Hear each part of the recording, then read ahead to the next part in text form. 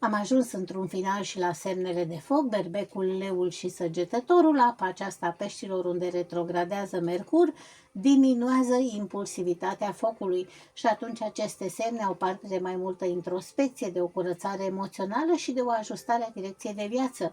De exemplu, Berbecul, astrologic vorbind, are o activare pe zona asta de subconștient, a fricilor ascunse uneori sau a dorințelor reprimate. Este și o revizuire a relațiilor ascunse sau nerezolvate, însă ezoteric se poate spune că Berbecul are o confruntare cu ego-ul și cu dorințele lui ascunse. Este practic un test de răbdare și de introspecție, dar karmic se poate spune că este finalizarea unei relații secrete sau o lecție karmică privind sinceritatea și încrederea.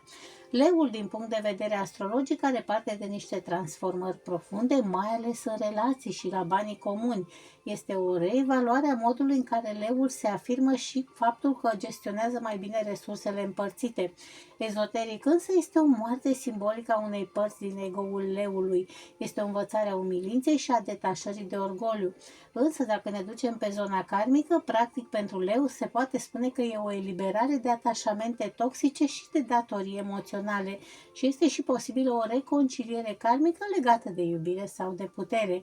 Iar Săgetătorul, astrologic vorbind, este foarte focusat pe casă, pe familie, sunt temele lui principale, sunt revizuiri acolo sau discuții legate de trecut, de părinți, de rădăcini. Ezoteric însă, Săgetătorul are o vindecare a rădăcinilor emoționale și karmice și explorează modul ăsta în care trecutul îi poate afecta prezentul. Și dacă ne referim și karmic, reapare o situație familială sau ancestrală pentru rezolvare și este posibil o reconciliere sau o clarificare karmică.